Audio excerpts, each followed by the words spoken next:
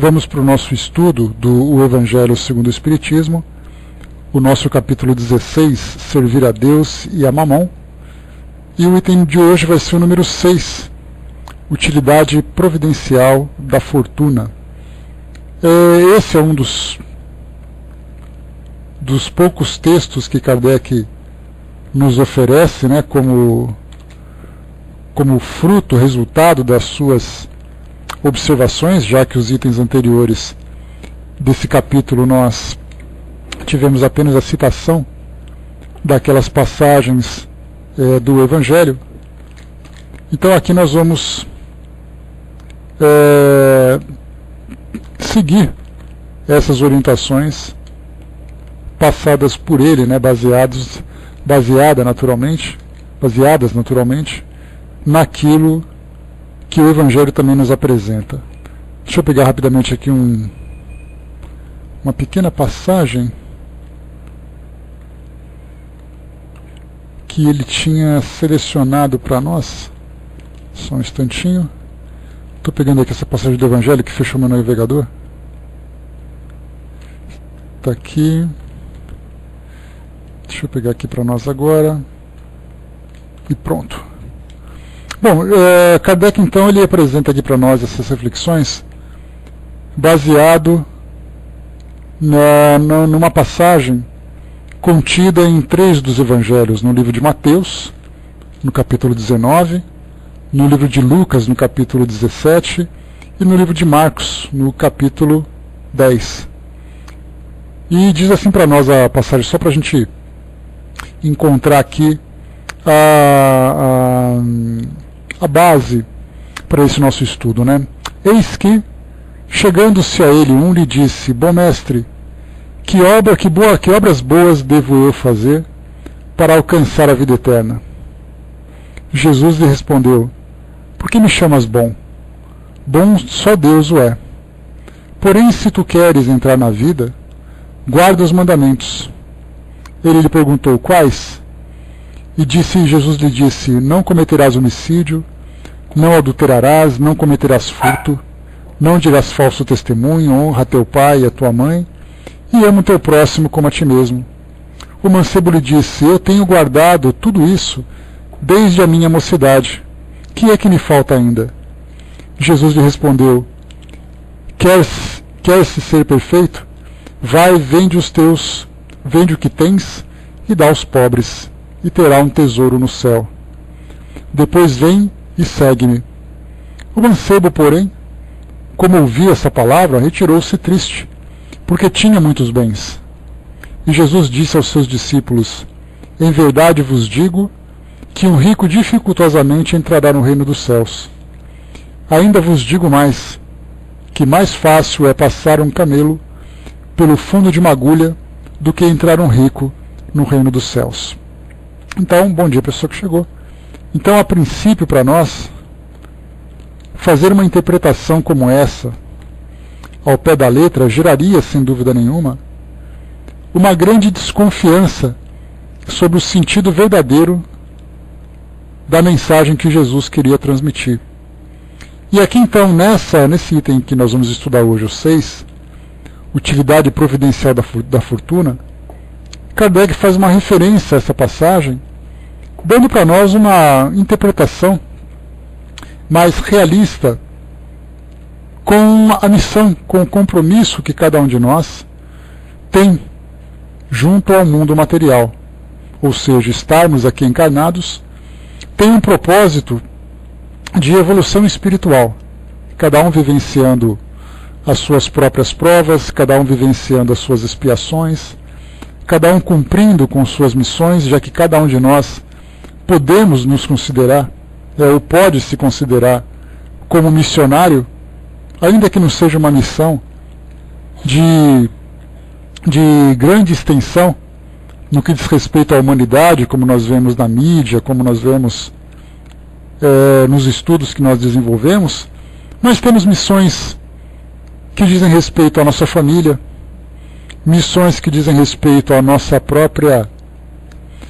próprio desempenho pessoal, uma missão relacionada com a nossa pequena sociedade. Então podemos sim, lembrar que na nossa presença nós encontramos esses 3 elementos. A prova, que nada mais é do que uma prova de caráter, um teste de caráter. A nossa expiação, resgates relacionados com experiências do nosso passado. E ao mesmo tempo missão, que vem como um bônus que nós podemos acumular, dependendo da forma como nós atuamos no meio onde nós nos desenvolvemos. Então muitas vezes nós ficamos nos questionando se a nossa presença é uma presença provatória, a nossa experiência aqui no mundo, né, é uma experiência provatória, expiatória ou missionária. Na verdade nós englobamos esses 3 elementos, cada um tendo maior importância de acordo com a necessidade evolutiva de cada um. Então estarmos aqui no nosso mundo, de acordo com essa missão que nós vamos desempenhar com as nossas provas e com as nossas expiações, vão nos proporcionar uma estrutura reencarnatória que muitas vezes envolve, por exemplo, uma estrutura material sólida, muitas vezes até vultuosa, dependendo da necessidade de cada um. Isso significa que nós podemos ter uma vida material estável, podemos ter uma vida material confortável, podemos ter uma vida material muitas vezes com privações, de acordo com a necessidade de cada um. Então, ao observarmos essa riqueza que nós temos no mundo hoje, nós temos que olhar exatamente para a necessidade de cada um. Porque sempre tem aquela ideia que nós acabamos desenvolvendo baseada na forma como as pessoas que apresentam grandes fortunas se comportam. Naturalmente que nós observamos, por exemplo, aquilo que a mídia oferece. Nós temos uma mídia ainda muito voltada para as sensações. É uma mídia que procura sempre aquela notícia que provoca em nós uma sensação de prazer, uma sensação até muitas vezes de futilidade, porque apenas foca nos prazeres e nas ilusões que aqueles recursos acabam provocando. Mas não observa, por exemplo, a importância pelo modo como aquela riqueza ou aquela fortuna acaba sendo administrada, os frutos que ela gera, o desenvolvimento da sociedade em torno daqueles recursos. Porque quando nós falamos em riqueza, em fortuna, obviamente que nós pensamos nos aviões, nos iates, nas mansões, nas festas, nos apartamentos de cobertura, nos vestidos chiques. Todo mundo observa isso. Isso é a forma como aquela pessoa optou em viver dentro daquela riqueza que ela acumulou. Só que nós sabemos sempre que uma riqueza, ela não aparece do nada. De um modo geral, ela é fruto de um trabalho. E esse fruto de um trabalho não acontece, não é gerado apenas por aquela pessoa, mas por um grupo de pessoas que trabalham para aquela pessoa, que recebem a sua remuneração, que desenvolve uma sociedade, que impulsiona a inteligência, que faz com que o homem busque novas formas de aplicação do seu conhecimento. Então, na verdade, nós temos que a fortuna, do modo como ela é observada, isso porque, como eu falei para vocês, a mídia percebe isso. Eu separei aqui, por exemplo, 2 artigos interessantes, um publicado agora, nesse ano, em 2015, e outro publicado no ano passado, mas que também tem para nós aqui uma informação que não é tão desatualizada assim. Então eu peguei aqui na revista blastnews.com, é uma revista internacional, e ela apresenta para nós o seguinte título: Saiba quem detém as 10 maiores fortunas do mundo. E o subtítulo nós temos: Bill Gates ocupa o primeiro lugar da lista, mas há novidades no pódio. 3 portugueses veem fortunas cair. Aí aparece aqui uma publicação na revista Forbes, que é uma revista de economia dos Estados Unidos, que geralmente acaba trazendo para nós informações importantes a respeito das fortunas, a respeito dos empresários, a respeito das empresas. Então aqui não há necessidade de fazer uma leitura completa do artigo, mas só para a gente poder ter uma ideia do modo como a mídia observa essa riqueza acumulada na mão de algumas pessoas. Então nós temos assim uma bela foto de Bill Gates estampado aqui no site, e tem assim: a prestigiada revista Forbes divulgou esta segunda-feira a lista das personalidades milionárias de 2015. Como vem sendo hábito, a publicação norte-americana dá a conhecer os magnatas que apresentam uma fortuna superior a $1.000 milhões, cerca de 893 milhões de euros. Em 2015, mais de 1.800 pessoas integram pela primeira vez o lote de milionários à escala planetária, com fortunas avaliadas em 6,3 bilhões de euros no total.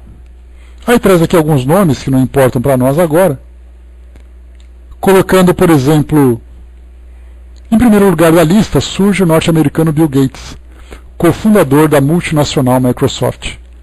A Forbes estima que a fortuna do guru da informática seja de 71 milhões de euros. Depois fala aqui de outros, Império das Telecomunicações. Depois fala para nós aqui também de área de transporte ferroviário, seguros ou energia. O que mais que apresenta para nós aqui?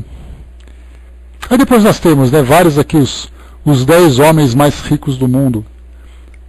Então, focando apenas no nome do empresário e na fortuna que ele acumula, nós apenas valorizamos os cifrões. Quanto ele tem de dinheiro e quanto que ele gasta. Só que essa fortuna, obviamente, ela não é uma soma de moedas, uma soma de notas, guardada num cofre onde ele pode rasgar dinheiro, onde ele pode simplesmente comprar aquilo que lhe interessa na hora que lhe interessa. Esse dinheiro, na verdade, ele está investido em empresas que geram lucro, empresas que proporcionam a evolução, empresas que empregam as pessoas e que, ainda que seja de uma forma inconsciente, proporciona também esse impulso que faz com que o mundo evolua. Basta a gente lembrar que tudo aquilo que nós desfrutamos, a imagem que se tem é exatamente essa, assim, quando a gente pega a Disney e pega o Tio Patinhas, de onde que ele tem aquele dinheiro? Como é gerado aquele dinheiro dele? Aliás, é uma pergunta que eu faço para vocês, uma pergunta que eu não sei, que eu nunca tive essa curiosidade. Qual é exatamente a área de atuação do Tio Patinhas? A não ser que seja aquele cofre cheio de moedas, que vira e mexe, ele mergulha e começa então a dar risadas. Despertando a cobiça, inclusive, dos irmãos Metralhas e outros indivíduos. Nós vemos na mídia, no modo como ela passa, aqueles homens de grande riqueza que acabam vivendo com toda aquela luxuosidade e ao mesmo tempo despertando também a própria cobiça daqueles que são os herdeiros. Então a mídia, ainda apegada à questão material, tem essa grande preocupação de destacar uma pessoa pelos prazeres que ela pode viver, não pelas responsabilidades que ela tem. Responsabilidade social, responsabilidade dentro do universo onde ela vive, uma responsabilidade no desenvolvimento tecnológico. Então os espíritos dizem para nós, com frequência, que geralmente nós utilizamos o prazer para nos impulsionar. Então nós acabamos nos desenvolvendo sem perceber que isso vem acontecendo. Então hoje nós temos um mundo com as telecomunicações bem desenvolvidas, temos aí até a infraestrutura em pleno desenvolvimento, encontramos ali medicamentos, encontramos combustíveis, encontramos uma estrutura de moradia numa cidade, tudo bancada por empresários, que são apenas observados pelo dinheiro que gastam nos fins de semana. Mas não observam, por exemplo, as horas trabalhadas. Muitas vezes ele faz isso com a responsabilidade social. Eu tenho que manter a minha empresa para que ela possa gerar essa riqueza para a minha sociedade. Eu preciso manter a minha empresa para que ela possa oferecer emprego aos meus funcionários. Isso no mundo de hoje nós percebemos que não vem a ser a principal motivação das pessoas. Mas ele diz assim, eu tenho que manter a minha empresa porque ela está acumulando riquezas. E quanto mais riqueza eu tenho, mais riqueza eu quero. Porque a riqueza me proporciona uma posição na sociedade, me proporciona um conforto para eu desfrutar daquilo que eu quero, me proporciona poder. Então nós temos conforto, poder, reconhecimento como motivação para que as pessoas continuem gerando riquezas sem se perceberem da importância que elas têm nessa cadeia produtiva de um mundo de evolução. Então nós também, por não observarmos isso que acontece de uma importância secundária na visão dessa mídia, na visão da sociedade, mas em direção, vendo da perspectiva espiritual, esse não é uma visão secundária, é a visão principal. Vemos a evolução de um mundo através dos esforços daqueles que o habitam e o desfrute desse conforto, dessa riqueza, acaba ficando não apenas em segundo plano, mas terceiro ou quarto plano.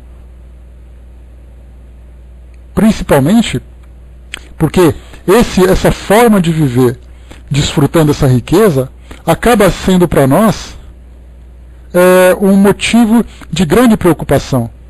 Porque é esse desfrute que faz com que nós criemos então situações dolorosas de provas e expiações, de compromissos negativos que nós assumimos por não valorizarmos exatamente essa evolução moral tão importante para todos nós.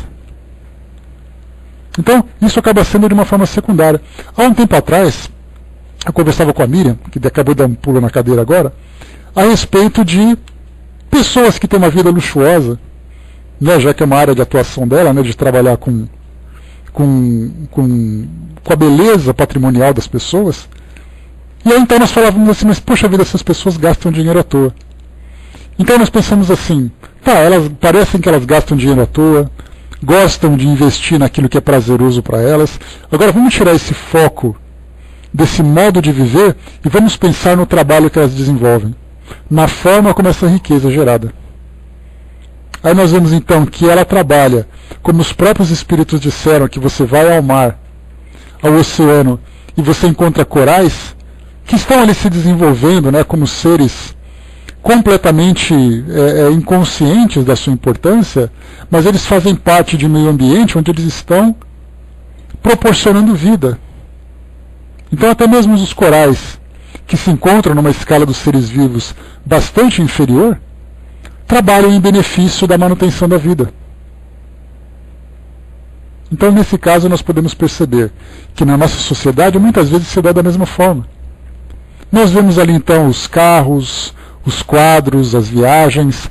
Paremos um pouco de observar as coisas por essa perspectiva e vamos pensar no trabalho que é realizado. Nas pessoas que trabalham, que recebem seus salários, que fazem ali tudo o que é possível para terem uma vida digna, que estudam, que vivem com suas famílias. Tudo isso por causa daquela pessoa que nós vemos apenas os quadros e os carros que são comprados, e não pela estrutura que ela monta. Então, como eu falei para vocês, muitas vezes ela não percebe a importância que ela tem nessa cadeia evolutiva, por estar voltada e focada apenas nos prazeres que aquela riqueza pode proporcionar. Mas no mundo espiritual, muitas vezes um espírito chega, claro, tendo na consciência o peso por não ter valorizado o patrimônio que tinha, que poderia ter feito mais, mas acabam recebendo por consolação a orientação dizendo, sim, você poderia ter vivido melhor, mas veja quanta coisa você fez que você não percebeu. Que era até aquilo que eu comentei com vocês num dos livros da Zíbia Gasparetto, desculpem, que ela conta a história de um empresário que conta toda a trama que ele vivia em torno de relacionamentos, do exercício do poder, de corrupção e tudo mais, mas era dono de uma empresa que tinha ali mais de 1000 funcionários. E aí então esse ponto, que não é observado dentro de uma sociedade, muitas vezes nem por ele mesmo, é reconhecido no mundo espiritual. Né? Pedreiros, eletricistas, sustentam suas famílias, quer dizer, são trabalhos braçais, trabalhos que são aparentemente simples, mas que são para aquelas pessoas de grande importância. Gerado apenas pelo trabalho que uma pessoa faz de uma forma inconsciente. Ela contrata um empregado. Ela então fala, não, porque eu estou te pagando, porque você é obrigado a fazer aquilo que eu quero, tudo bem. Ele está fazendo ali o abuso do poder moral pela posição que ele tem. Mas, em contrapartida, é o sustento daquele grupo, daqueles funcionários. Outra informação aqui que eu peguei também para vocês, que isso aqui é sempre importante. As empresas que nós temos, né, de maiores fortunas também. Aí temos empresas na área petrolífera, na área de energia, na área de telecomunicações, na área de varejo, na área de automobilística, na área agrícola, na área financeira, movimentação financeira, mercado financeiro. Então nós pensamos assim, nossa, olha só a vida daquelas pessoas. Devem ter uma vida maravilhosa, um empresário que viaja, que não precisa se preocupar. Eu me recordo de uma propaganda na televisão que falava sobre portadores de deficiência física, principalmente pessoas que usavam cadeira de rodas, né? E era uma propaganda que incentivava exatamente a contratação de funcionários que tinham essas limitações. E aí a propaganda parecia o seguinte: Abílio Diniz trabalhava sentado 16 horas por dia. Antônio Hermílio de Moraes trabalhava sentado 15 horas por dia. E aí foi mostrando alguns dos grandes empresários brasileiros que falavam exatamente isso. As grandes decisões que eles tomavam eram numa mesa de escritório, utilizando o telefone, utilizando papéis que eram assinados. Naquela época, essa parte de comunicação virtual não era tão... não tinha tanta importância para as empresas, era tudo muito ainda papel, arquivo, essas coisas, né? E aí falando assim, se eles trabalham tanto tempo sentados, por que não contratar um funcionário que utiliza a cadeira de rodas? Então, a ideia da propaganda era exatamente essa. Mas vamos focar então nesses empresários. Vamos focar nas horas que eles trabalham para poder manter o seu patrimônio. Um era a indústria de papel, cimentos, que é o caso da Votorantim, né, que era administrada por Antônio Hermílio de Moraes, e a outra, uma rede varejista de supermercados, né, a rede Pão de Açúcar, e podemos citar tantos outros. Né? Então dá a impressão de que esses empresários apenas vivem em função dos prazeres que a fortuna proporciona. Mas nós não observamos os esforços, mais uma vez, ainda que não tão valorizado por eles próprios, voltado para essa questão social. Então eu peguei aqui mais uma informação da revista, do site... bom, é um site que apenas faz listagem, né, não é uma revista importante. Mas nós temos aqui as 10 empresas com mais funcionários no mundo em 2014. Então primeiro nós pegamos os grandes empresários, a fortuna que cada um tem. Depois aqui até tinha separado aqui as 10 maiores empresas do mundo, que também não veio ao caso para nós. Mas eu pensei assim, bom, estamos falando de dinheiro de uma pessoa, do dinheiro concentrado na mão de uma empresa, no patrimônio de uma empresa. Mas vamos pensar, está quase, Miriam, está ali na 11ª, eu só peguei a 10ª. Mas eu tenho certeza que se eu procurar eu acho. Mas as 10 empresas com mais funcionários no mundo em 2014. A Walmart, que todo mundo conhece, uma rede de supermercados com sede nos Estados Unidos, em todo o mundo ela emprega 2,2 milhões de funcionários. Aí nós podemos pensar não apenas nos empresários que ficam fechados em seus escritórios, com motorista e tudo mais, mas pensemos em todos os funcionários, desde aquele que é o segurança, que trabalha na limpeza, na parte de manutenção, naqueles que trabalham nos caixas, nos repositores de mercadorias, aqueles que trabalham na parte administrativa, cuidando de toda essa estrutura. Foxconn, em Taiwan, 1,2 milhão de funcionários. G4S, Reino Unido, 618 mil funcionários. Randstad Holding, na Holanda, 595 mil funcionários. Volkswagen, na Alemanha, 555 mil funcionários. PetroChina, da China, 544 mil funcionários. Compass Group, Reino Unido, 506 mil funcionários.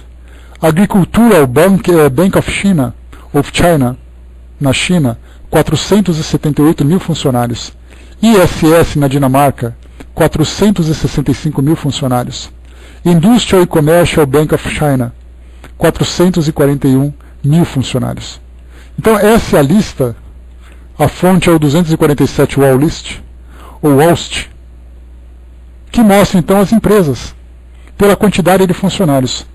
E aí quando nós pegamos, por exemplo, aqui a Walmart, que é a empresa que detém a maior quantidade de funcionários, 2,2 milhões, esqueçamos os números, esqueçamos as estatísticas. Vamos imaginar as pessoas trabalhando nessa empresa. As pessoas que trabalham, aquelas pessoas que desenvolveram uma estrutura administrativa para gerenciar essa empresa, que ela tem um porte mundial e, portanto, ela precisa de tecnologia, precisa de infraestrutura, de logística. Tudo isso, toda essa tecnologia que foi desenvolvida para a manutenção dessa empresa, ela acabou sendo depois revertida para a própria sociedade.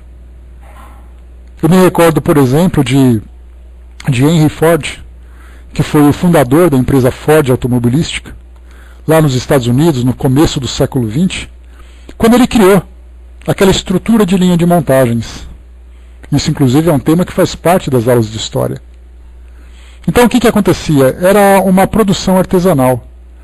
Eram ali vários funcionários trabalhando na montagem de carros individualmente.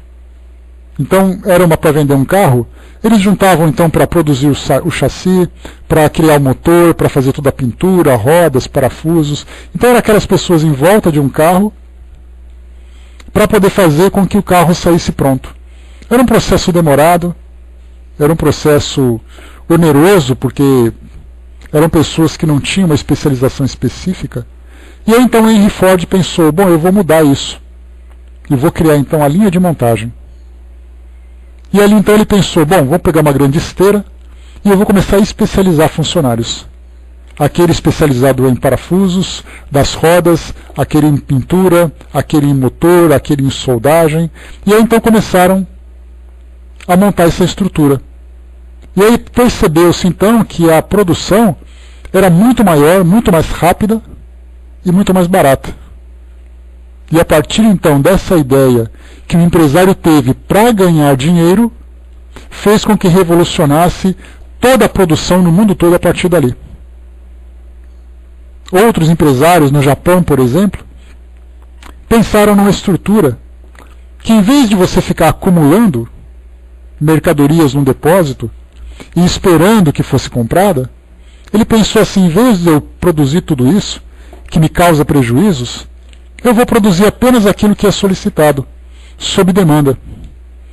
E isso também revolucionou a produção mundial a partir do século XX.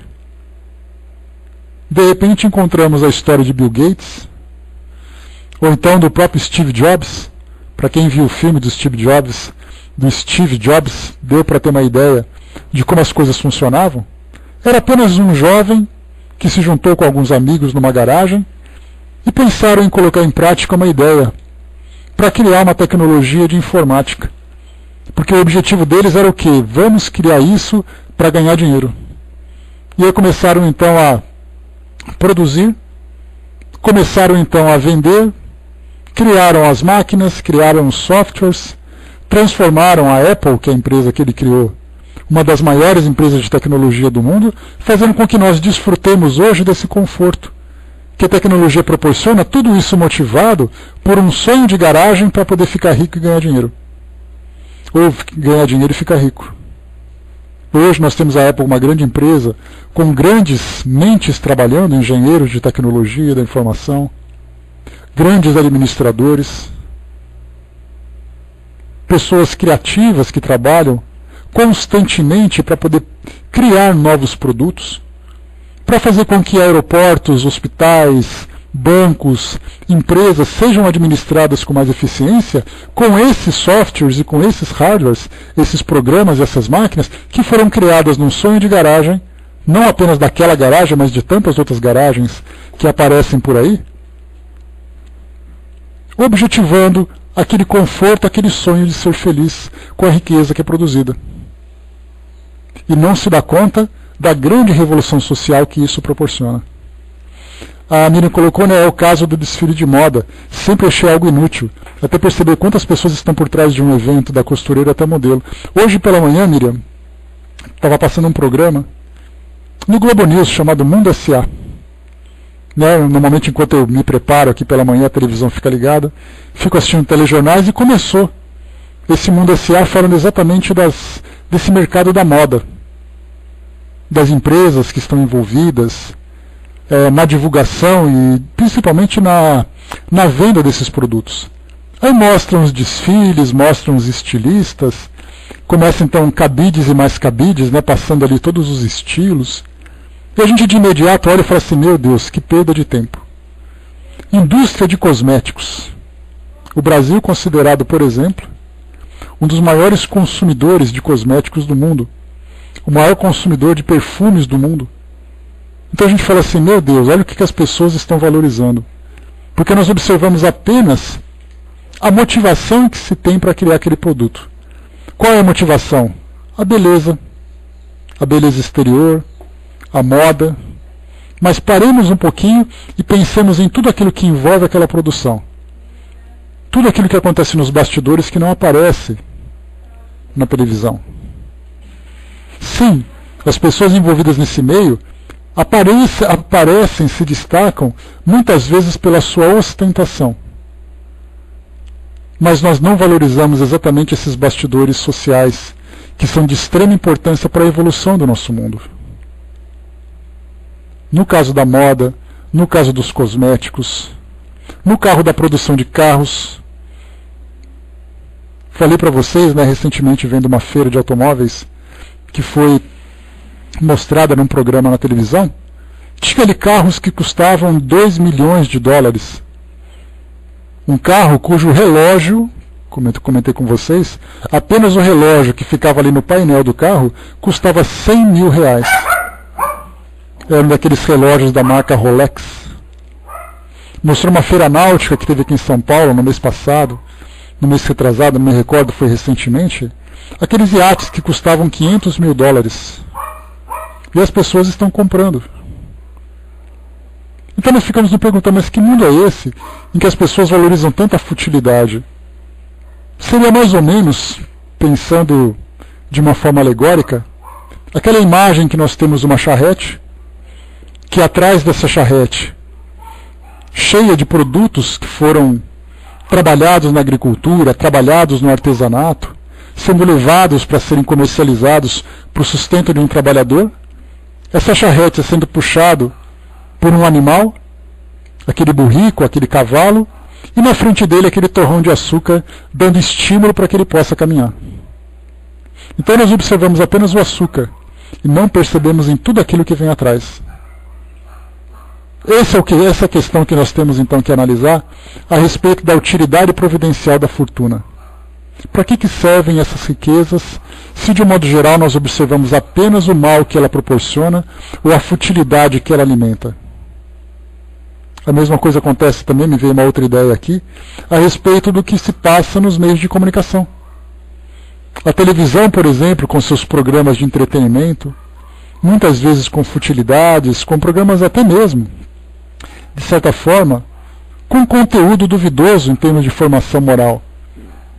Mas vamos pensar no que acontece na estrutura dos bastidores da produção desses programas, desculpem. Quem são os funcionários, quem são ali os redatores, os produtores, tudo aquilo que envolve essa cadeia produtiva desses programas de televisão. Qual é a motivação? Muitas vezes é a sensualidade, sim. Até porque também é aquele velho lema dentro desse meio econômico, que é a lei da oferta e da procura.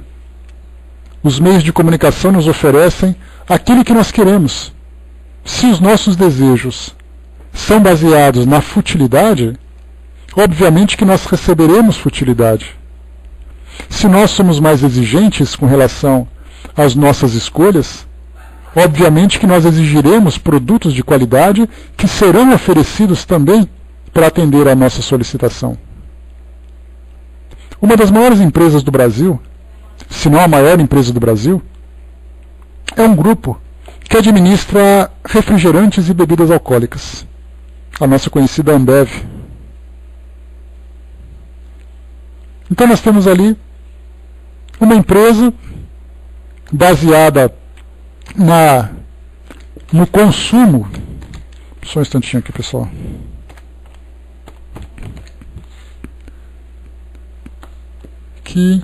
Está aqui, a Ambev, Companhia de Bebidas das Américas. É uma empresa, então, de produtora de bens de consumo. É a definição que ela tem aqui no nosso Google, com sede aqui em São Paulo. Fundada em 1999.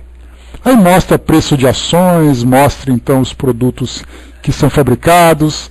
Muitas vezes cervejarias, né, considerada uma das maiores cervejarias do mundo. A gente fala, poxa, bebida alcoólica, cerveja, tem um efeito negativo, sem dúvida nenhuma.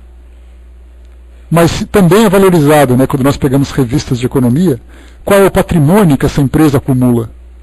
Também é algo que chama a nossa atenção. Mas o que acontece nos bastidores para a sua sustentação e quantas pessoas dependem dessa empresa? Então, certamente, é um produto que para nós ainda tem um efeito negativo, e certamente o tem, mas que, de acordo com a característica do nosso planeta hoje, espíritos inferiores vivendo em função dessas sensações, ela é ainda um produto de consumo, mas com o passar do tempo, nós mesmos começaremos então a dar importância para aquilo que de fato é importante para a nossa evolução. Nesse livro que eu comentei com vocês, a empresa atuava no ramo alimentício. Era uma empresa frigorífica. Trabalhava com abate de animais. Então nós vemos assim os animais morrendo, nós consumindo, como Emmanuel chama a atenção, e também o espírito Miramês não, é o... Ai, me fugiu o nome dele. Que escreveu A Vida em Marte, como é que chama o nome dele? Aquele que tem tradições hindus. Me ajudem aí, qual é o nome dele? É o espírito conhecido, visto com turbante e tal. Vamos lá, Ramatiz, obrigado. Ramatiz também fala sobre isso, que nós ainda somos seres tão inferiores que nos alimentamos dos cadáveres dos nossos irmãos inferiores. Ou seja, como é que nós podemos pensar num empresário que vive em função da morte de animais?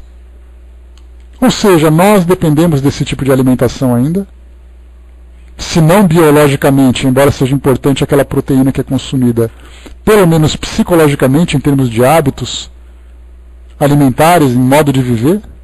O empresário oferece aquilo que nós desejamos. Quem gosta de um bom churrasco, de um bom filé frito, aquele molho ao sugo da macarronada, estamos consumindo os animais. Então, ou seja, o Brasil hoje é considerado um dos maiores produtores de carne animal, de origem animal. Podemos ter carne de soja, mas essa parte de soja, ainda essa parte mais vegetariana, é algo que não chama tanta atenção ainda dos nossos consumidores. Então nós pensamos, sim, o alimento é assim, moralmente discutido em virtude do modo como atua a empresa, mas vamos pensar na estrutura que isso nos proporciona. A conservação de alimento, a tecnologia de alimentação, tudo isso que foi criado, desenvolvido a partir desse tipo de consumo. No Globo Rural, há um tempo atrás, eu me recordo de uma reportagem que falava sobre a produção de fumo no sul do país. Pequenos produtores de fumo que vendiam as folhas para uma empresa produtora de cigarros. E aí então pensava, né, a forma como eles produziam, as famílias que dependiam daquela produção, os empresários que também viviam em função dessa produção, todo o questionamento que gira em torno disso. Eu me lembro de um filme que foi produzido nos Estados Unidos, que falava exatamente sobre um fato que aconteceu, que era exatamente as pessoas que desencarnavam ou que sofriam com doenças, como por exemplo câncer de pulmão, gerada por essas empresas. Esse filme mostrava um pouco os bastidores, dizendo que os empresários, por exemplo, que gerenciavam essa empresa, não eram fumantes, mas eles sustentavam o vício das pessoas. Então nós começamos a analisar, a partir dessa questão do gerenciamento desse recurso, de um lado, as questões morais que envolvem o fruto daquela produção, como, por exemplo, né, o álcool, o tabaco, a carne, que são questões, sem dúvida nenhuma, de grande peso moral. Que isso mostra assim, as características do nosso planeta hoje. Mas, apesar disso, que sendo essa a nossa motivação, que é ainda, que certamente nós esperaremos que no futuro isso seja transformado para algo realmente produtivo, nós temos então esses bastidores sociais que não são valorizados.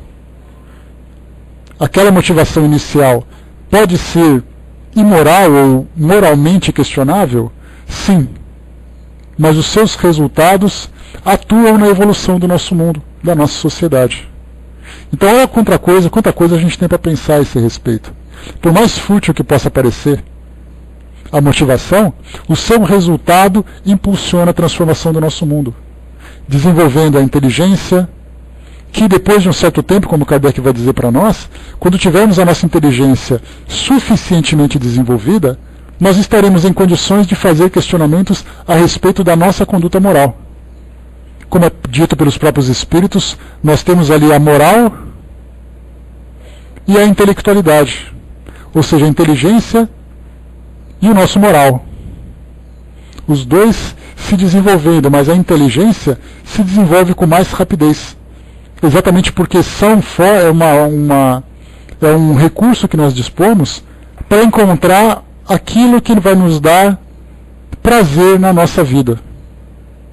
Seja prazer em busca do conforto, do alívio das nossas necessidades, seja exatamente para instigar o prazer que aquele tipo de vida nos proporciona.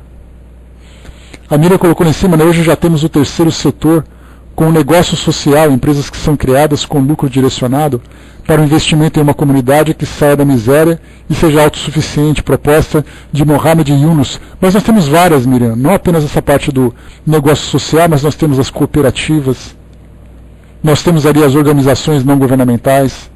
Percebemos então que nessas últimas décadas, 20, 30 anos no passado, nós começamos então a ter novas estruturas nessa parte produtiva voltadas exatamente para a sociedade, não apenas para o lucro. Porque como nós percebemos, como eu falei para vocês, a nossa mídia nos oferece isso. Ela oferece informações que fazem crescer os nossos olhos, que estimulam a nossa ganância, que estimulam o nosso egoísmo. Quando nós vemos, por exemplo, falar da Arábia Saudita, aquela região do Oriente Médio, nós vemos os sheiks com aqueles trajes característicos brancos, andando nos seus carros luxuosos, exibindo toda aquela fartura de que eles dispõem. Mas quanto é gerado em função da produção daquele petróleo que é retirado daquelas terras? Então a mídia mostra esse aspecto, mas nós temos que olhar, através da nossa visão de raio-x, tudo aquilo que existe dentro dessa estrutura que não é mostrada. Principalmente em países que são considerados pobres dentro da sua estrutura social.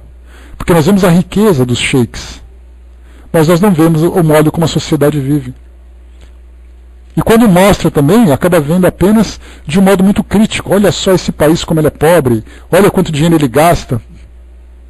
Então não existe uma visão intermediária daquele que tem de mais para aquele que tem de menos. Vamos pensar em todas as consequências que chegam para nós em função daquela produção, daquela riqueza.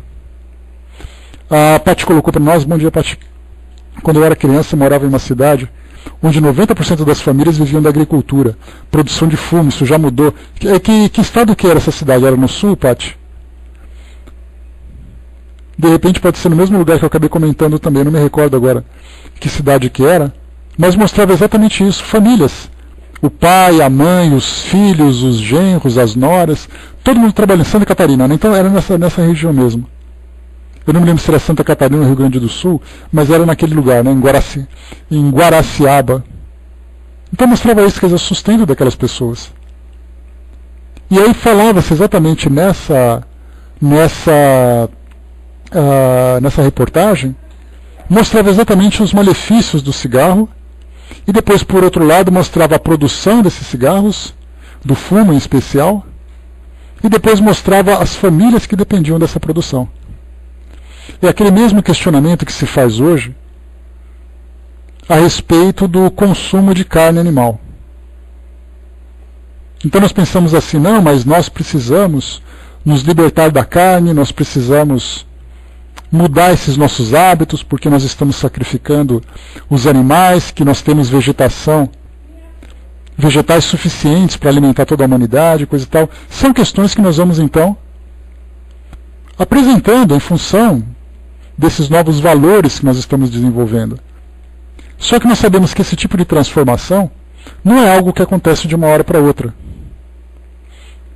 É algo que, primeiro, para você falar numa produção ou num modo de vida exclusivamente vegetariano, nós precisamos construir uma estrutura no nosso planeta onde todas as pessoas tenham condições de consumir esses alimentos que são produzidos localmente, ou que tenhamos uma logística muito bem desenvolvida para a distribuição desse alimento.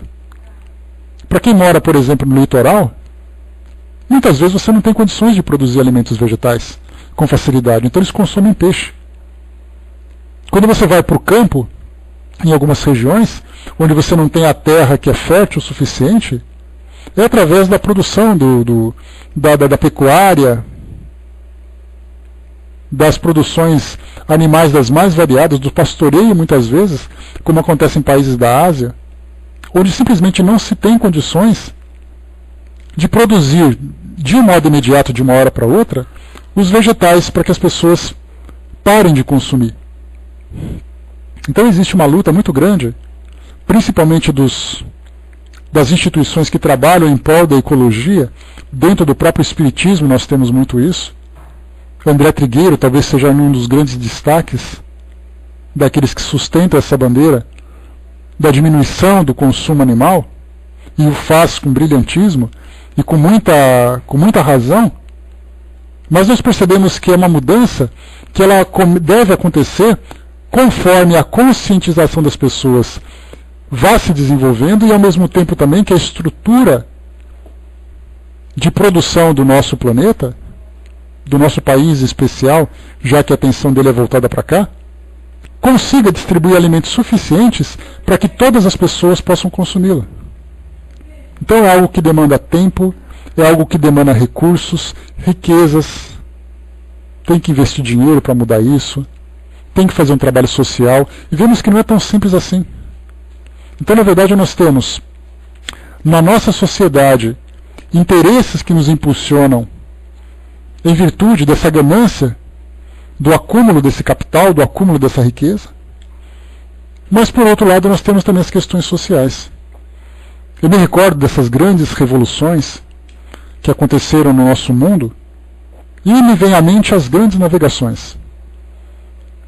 Lá no final do século XV, começo do século XVI, quando os países da Europa buscavam então formas de encontrar novos caminhos para as Índias da Europa, contornando toda ali a costa da África, passando pelo Cabo da Boa Esperança para chegar no Oceano Índico e buscar especiarias, tecidos, lá na Índia. E aí então, Cristóvão Colombo, genovês, que trabalhava para a coroa espanhola, se ofereceu para fazer a circunnavegação, ou seja, fazer aquele contorno, em vez de contornar a África, fazer um contorno para o oeste, para contornar todo mundo, para encontrar o caminho mais rápido. Deu de cara com a América Central, com as ilhas do Caribe. A partir dali, vieram outros navegadores, vieram outros empreendedores. A cobiça, a ganância, o poder das coroas europeias, como da Espanha, de Portugal, da Holanda, da Inglaterra, começaram então, não, nós temos que ir para lá porque tem muito dinheiro, muita riqueza. Eis então que a América começou a se estruturar. E nós temos hoje vários países que começaram então a se tornar povoados porque começaram a oferecer uma estrutura para que novos espíritos começassem a reencarnar. Numa época em que nós tínhamos ali alguns poucos, talvez 1 bilhão de pessoas no planeta todo, criamos estruturas de moradia, de produção de alimentos, de emprego, de sustentação, para que mais de 7 bilhões de pessoas pudessem reencarnar. E tudo começou pelo quê? Em busca do ouro, em busca da riqueza. Vieram revoluções, chegamos ali, passamos por aquela fase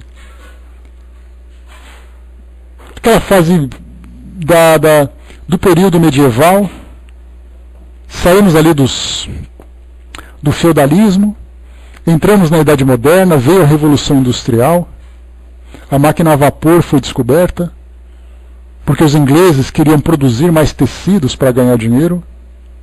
A partir desse vapor vieram então a locomotiva, os barcos, outras máquinas, estruturas sociais de emprego, sindicatos, documentos que começaram a ser produzidos para dar garantia para as pessoas, tudo isso motivado pela riqueza. As guerras também surgiram em função dessa ganância, mas a guerra serve na verdade para dar uma chacoalhada moral no nosso planeta. E por isso nós tivemos ali guerras locais motivadas por essa ganância. Tivemos a Primeira Guerra Mundial, Segunda Guerra Mundial, tivemos outras guerras e outros conflitos que surgiram. Mas tudo isso fez o quê? Com que a nossa sociedade sofresse não apenas aquele abalo na sua estrutura geográfica, mas também na sua estrutura social e na sua estrutura moral. Então essa riqueza para nós é a grande ganância. Aliás, nós lembramos que as grandes guerras que surgiram no nosso mundo, elas tiveram 3 grandes motivações: a riqueza, o poder e as crenças, as religiões. Então, são nossas motivações que estão nos impulsionando. E o progresso, sem dúvida nenhuma, é inevitável. E Kardec fala na Lei do Progresso, no Livro dos Espíritos, tudo aquilo que nos impulsiona. Então nós questionamos, mas será que tinha que ser assim? A resposta é sim, tinha que ser assim porque nós somos assim. Mas conforme nós vamos mudando, nós lembramos que a Organização das Nações Unidas, que foi criada ali em 1947, 48, não me recordo exatamente, veio como uma instituição de proporções mundiais, exatamente para que nós, enquanto sociedade, nos organizássemos para evitar esses grandes conflitos e buscássemos essencialmente a manutenção da paz, embora muitas vezes utilizando a violência como recurso. Mas é o que acontece, por exemplo, hoje, quando nós vemos as forças públicas que atuam nas cidades, as polícias militares, civis. Por que existe violência? Porque, na verdade, para combater a violência social, você tem que ter uma força pública, porque é exatamente esse o nome. Mas há a necessidade dessa violência, infelizmente para nós hoje, é a forma como nós temos de nos relacionar. Enquanto houver violência, a resposta será também a violência. Kardec até lembra sobre isso, lembra disso, estudando, inclusive o capítulo que nós estamos estudando lá no livro A Gênese, que fala dos fluidos. Um pouco mais para frente ele vai tratar das obsessões, e ele fala, para uma força física, há a necessidade de uma força física. Para uma força moral, somente a oposição de outra força moral. Então a sociedade vai se ajustando. E nós perguntamos assim, mas será que, vendo esse quadro que nós temos hoje, esse é o único recurso que nós temos, essa é a única forma de viver? Porque pelo que se mostra hoje, nós vemos na mídia, vemos ali o comportamento das pessoas, sofremos a influência e muitas vezes até mesmo essa violência social no nosso cotidiano. Será que isso denota para nós algum tipo de progresso? Basta a gente pegar a nossa máquina do tempo e voltar 500 anos. Aí nós vamos ter ideia do que é violência social. O que é falta de estrutura, o que é falta de uma conscientização de coletividade. Porque o que nós vemos nos livros de histórias, nos livros de história, são os castelos, as grandes navegações, os cavaleiros. Vamos voltar um pouquinho e entender o dia a dia daquelas pessoas. De que modo que elas viviam. Aí nós vamos entender o que é o progresso, né? A muralha da China que o diga, tantas e tantas situações. Temos ali várias e várias referências. Para quem assistiu, por exemplo, me fugiu o nome agora desse filme, que fala de Moisés. Memória hoje está complicada. Bom, o filme que conta a história de Moisés, né, dos hebreus, dos egípcios, daquela fuga. Não, outro nome que é mais recente agora, o Tuti. Mas os 10 mandamentos servem também para nós. Essa novela que tem passado, né, na TV Record. Me esqueci o nome do filme agora. É Deuses e alguma coisa. Me esqueci. Se vocês acharem, posta para mim. É o Êxodo, Deuses e alguma coisa. Então esse filme do Êxodo mostra o estilo de vida daquelas pessoas de 3.200 anos no passado. O que era aquilo? Será que nós conseguiríamos sobreviver àquilo? Hoje todo mundo dependente de WhatsApp, está com fome, pede uma pizza, vem para a internet aqui para o Pautalk para poder estudar. Volta para a época das pirâmides para você ver o que era. Quando a sua expectativa de vida provavelmente não passasse dos 30 anos. Pois é, Miriam, mas você viu que aquelas pirâmides eram bonitinhas, né? Na verdade, Deuses e Reis, obrigado, Du. Êxodo, Deuses e Reis. Quando a gente vê aquele cenário, né, onde os faraós têm aquela roupa bonitinha, onde ele vive naquele lugar bonitinho, tinha um decorador. Ele só não sabia que seria decorador no futuro, mas que tinha. Pois é, Tuti. Não precisa tirar a internet, tira água e eletricidade. Te deixa uma semana sem água para você ver o que é. Aí nós vamos entender o que é a evolução. Então tudo isso veio para nós, estudando, né, por exemplo, a história do Brasil, em especial aqui no século XX. Nós tínhamos ali um grande nome na nossa sociedade, o famoso Barão de Mauá, que era um empresário que, conforme a história apresenta, era alguém que realmente estimulava o progresso. Tinha empresas de ferrovias, tinha ali usinas hidrelétricas que foram criadas, portos, uma estrutura bancária do nosso sistema financeiro. Tudo isso em função do quê? Para muitos a ganância, para outros consciência social. É difícil para nós hoje sondarmos exatamente o que se passa na mente e no coração das pessoas, principalmente essas que detêm essa fortuna ou que ocupam posição de poder para administrar esses recursos. É muito difícil para a gente imaginar assim, qual é exatamente a motivação que ele tem. Será que ele faz isso pelo bem das pessoas?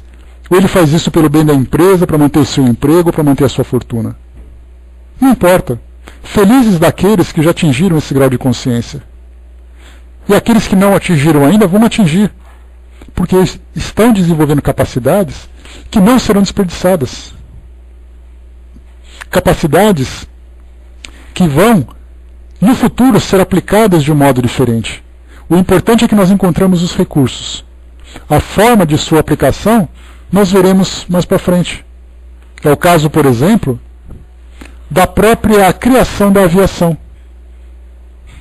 Assistindo a documentários sobre a vida dos irmãos Wright, ou sobre Santos Dumont, nós veremos então corridas, apostas, prêmios para quem desenvolvesse o melhor equipamento. Santos Dumont mostra um lado muito humano, porque ele queria, na verdade, desenvolver a tecnologia. Mas ele não queria rótulos, ele dizia sempre assim, olha, eu não quero criar patente, eu estou mostrando para as pessoas aquilo que eu consigo criar. Quem quiser criar um avião melhor, cria. Aí ele, inclusive, chegou para ele um comentário, num documentário comenta sobre isso, que diz assim, mas os irmãos Wright estão na sua frente. Ele falou, que ótimo.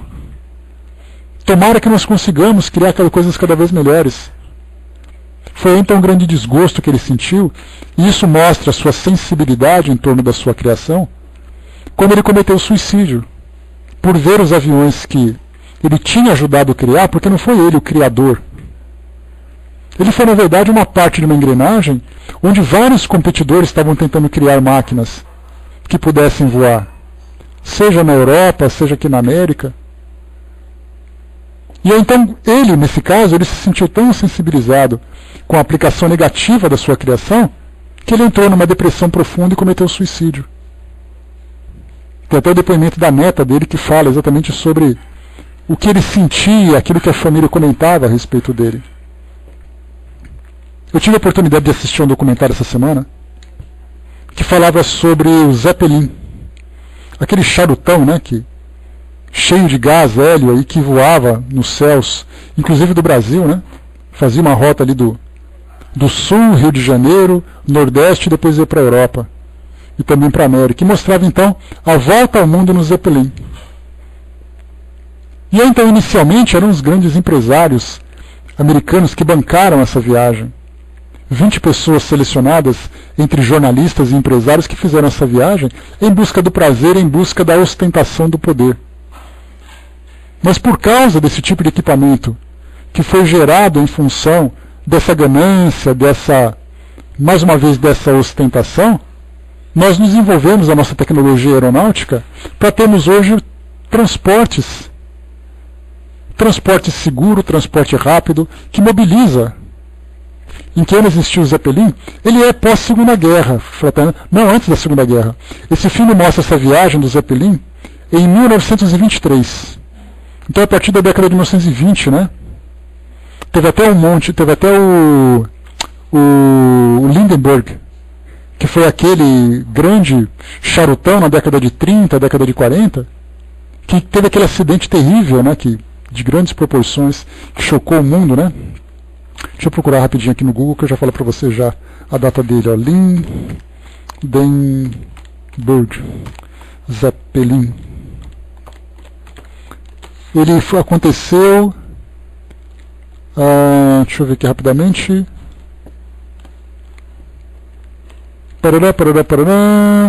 1937. Então tinha aquele símbolo nazista na sua cauda, né?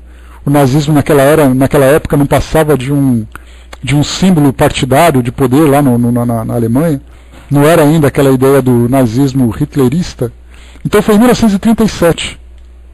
E depois os próprios Zeppelins também foram utilizados durante a Segunda Guerra Mundial para vigilância. Os ingleses utilizavam muito isso, né? Subiam aqueles Zeppelins para poder fazer uma observação de campo daquilo que não era nascido dessa vez, né? Mas vai saber da próxima, né? Isso, o Ícaro Redimido conta a história sobre a vida de Santos Dumont. Fala sobre a vida dele no mundo espiritual, depois e tudo mais, né? Mas enfim, a ideia então que eu queria passar para vocês mostra exatamente essa questão de nós observarmos esse aspecto social da aplicação dessas grandes fortunas, o desenvolvimento que isso proporcionou para o nosso mundo, e o quanto ainda existe de trabalho que nós temos que fazer para direcionar esses nossos esforços para valorizar realmente a evolução do espírito, a evolução moral do nosso planeta. Nós ainda somos motivados pela ganância e pela ambição. Mas certamente nós estamos progredindo como temos agora, como temos observado. A grande preocupação com uma série de questões de qualidade de vida, de espiritualização, de preocupação social. Isso é algo que é recente para nós. Poucos eram aqueles do passado que valorizavam essas questões. Hoje não, hoje existe uma mobilização muito maior, muito mais intensa. Deixa eu ler para vocês aqui agora então, porque a gente falou pra caramba aqui, e eu acabei não lendo o nosso texto, né, que é o mais importante aqui para nós, embora tudo aquilo que a gente conversou tenha ficado em torno desse tema, né? Então vamos ver aqui, a utilidade providencial da fortuna. É o item número 7 desse capítulo 16. O item número 7, ou melhor, é o subcapítulo 6, item número 7, acho que fica melhor assim. Se a riqueza tivesse de ser um obstáculo absoluto à salvação dos que a possuem, como se poderia inferir de certas expressões de Jesus, interpretadas segundo a letra e não segundo o espírito? Deus, que a distribui, teria posto nas mãos de alguns um instrumento fatal de perdição, o que repugna à razão. Ou seja, se você nasceu rico, em vez de ser para você um benefício para a sua salvação, seria uma maldição? Infeliz daquele que tem essa riqueza e se perde nela, já que todos nós teríamos essa fraqueza? A riqueza é, sem dúvida, uma prova mais arriscada, mais perigosa que a miséria, em virtude das excitações e das tentações que oferece, da fascinação que exerce. É o supremo excitante do orgulho, do egoísmo e da vida sensual. É o laço que mais poderosamente liga o homem à terra e desvia os seus pensamentos do céu. Produz tamanha vertigem que vemos quase sempre os que passam da miséria à fortuna esquecerem-se rapidamente da sua posição antiga, bem como dos seus companheiros, dos que o ajudaram, tornando-se sensíveis, egoístas e fúteis.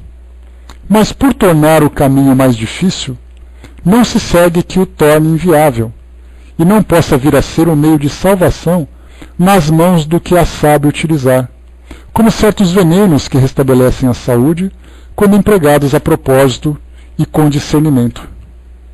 Quando Jesus disse ao moço que interrogava sobre os meios de atingir a vida eterna, desfaze-se de todos os seus bens e segue-me, não pretendia estabelecer como princípio absoluto que cada um devia despojar-se do que possui e que a salvação só se consegue a esse preço, mas mostrar que o apego aos bens terrenos é um obstáculo à salvação. Aquele moço, com efeito, julgava-se quite com a lei, porque havia observado certos mandamentos, e, no entanto, recusava a ideia de abandonar os seus bens. Seu desejo de obter a vida eterna não ia até esse sacrifício. A proposição que Jesus lhe fazia era uma prova decisiva para pôr às claras o fundo do seu pensamento. Ele podia, sem dúvida, ser um padrão de homem honesto, segundo o mundo, não prejudicar ninguém, não maldizer o próximo, não ser frívolo, nem orgulhoso, honrar ao pai e à mãe, mas não tinha verdadeira caridade, pois a sua virtude não chegava até a abnegação. Eis o que Jesus quis demonstrar. Era a aplicação do princípio: fora da caridade não há salvação. A consequência daquelas palavras, tomadas na sua mais rigorosa acepção, seria a abolição da fortuna, como prejudicial à felicidade futura e como fontes de incontáveis males terrenos. E isso seria também a condenação do trabalho, que a pode proporcionar. Consequência absurda, que reduziria o homem à vida selvagem, e que por isso mesmo estaria em contradição com a lei do progresso, que é uma lei de Deus. Se a riqueza é a fonte de muitos males, se excita tantas más paixões, se provoca mesmo tantos crimes, não é a ela que devemos ater-nos, mas o homem que dela abusa, como abusa de todos os dons de Deus. Pelo uso, ela torna pernicioso o que poderia ser-lhe mais útil, o que é uma consequência do estado de inferioridade do mundo terreno. Se a riqueza só tivesse de produzir o mal, Deus não a teria posto na terra. Cabe ao homem torná-la, transformá-la em fonte de bem. Se ela não é uma causa imediata do progresso moral, é sem contestação um poderoso elemento do progresso intelectual, aquilo que nós conversamos. Tudo que veio como consequência dessa criação, estimulada pela riqueza, pelo poder, pela posição, tudo isso faz com que o nosso mundo seja diferente. E Kardec coloca: o homem, com efeito, tem por missão trabalhar pela melhoria material do globo, de desbravá-lo, saneá-lo, dispô-lo para um dia receber toda a população que a sua extensão comporta. Olha que nós conversamos há pouco. O nosso mundo foi se transformando na sua infraestrutura para receber cada vez mais espíritos.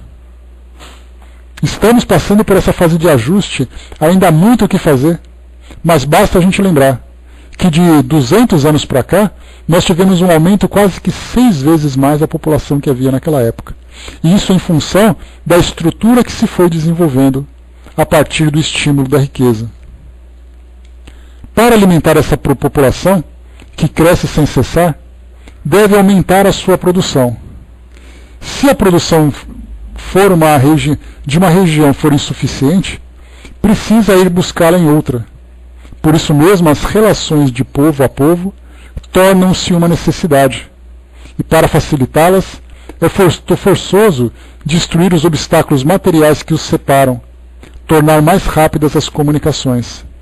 Basta a gente lembrar daquela migração em massa que tem vindo da África e do Oriente Médio para a Europa, em busca de oportunidade não apenas de ganhar a vida, mas de sobrevivência. Aqueles países considerados mais ricos do mundo estão se deparando agora com uma questão extremamente grave. A pergunta é, como vão lidar com isso? Abrirão mão do conforto egoísta para tentar dividir e repartir essa estrutura com outros? É uma questão muito complicada. Que até hoje nós ficamos, eu gostaria de ajudar, mas eu não sei como. A não ser abrindo mão daquilo que construiu. Para os trabalhos das gerações, que se realizam através dos séculos, o homem teve de extrair materiais das próprias entranhas da terra. Procurou na ciência os meios de executá-los mais rápido e seguramente. Mas para fazê-lo, necessitava de recursos. A própria necessidade o levou a produzir a riqueza, como havia feito descobrir a ciência. A atividade exigida por esses trabalhos lhe aumenta e desenvolve a inteligência. Essa inteligência que ele, a princípio, concentra na satisfação de suas necessidades materiais, o ajudará mais tarde a compreender as grandes verdades morais. A riqueza, portanto, sendo o primeiro meio de produção, sem ela não haveria grandes trabalhos, nem atividade, nem estímulo, nem pesquisas. Com razão, pois, é considerada elemento de progresso. Então aqui, nesse final, mata tudo. Porque mostra que a riqueza, bem administrada ou mal administrada, ela acaba se tornando para nós uma fonte de progresso. Se nós soubermos utilizá-la com mais proveito, com mais responsabilidade e direcionado de fato para esse progresso moral do nosso planeta, nós teremos uma grande revolução. Mas tudo acontece no seu tempo. Nós estamos vivendo o nosso tempo, é a nossa geração. Vamos esperar que outras gerações façam melhor do que nós fizemos, e com certeza nós fizemos melhor do que as gerações anteriores. Tivemos os grandes gênios, tivemos os grandes descobridores de riqueza, de tecnologia. Estamos desfrutando disso no nosso dia a dia. A pergunta é, o que nós vamos fazer com aquilo que foi criado? E aqui é o que as gerações futuras farão a partir disso. A Norma colocou, nós estamos cercados de tentações para não desviar do caminho, né?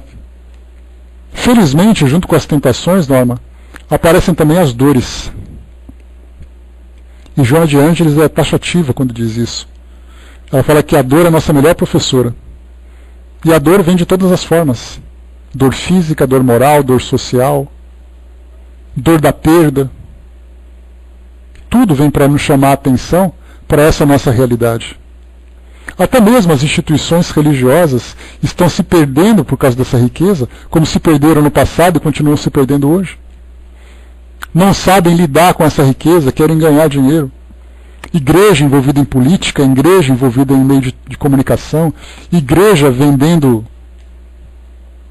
telefonia. Quer dizer, qual é o sentido das escolas religiosas? Ganhar dinheiro?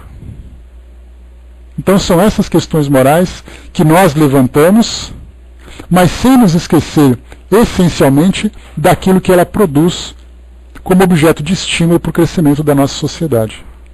Tem bastante coisa para a gente refletir sobre esses temas. Cada vez que nós assistimos a um programa na televisão, vemos a vida de uma pessoa, vejamos sempre os bastidores. Vamos radiografar, ou até mesmo fazer uma tomografia daquele cenário para entendermos exatamente as engrenagens e os mecanismos e motivações e combustíveis que movimentam aquela máquina.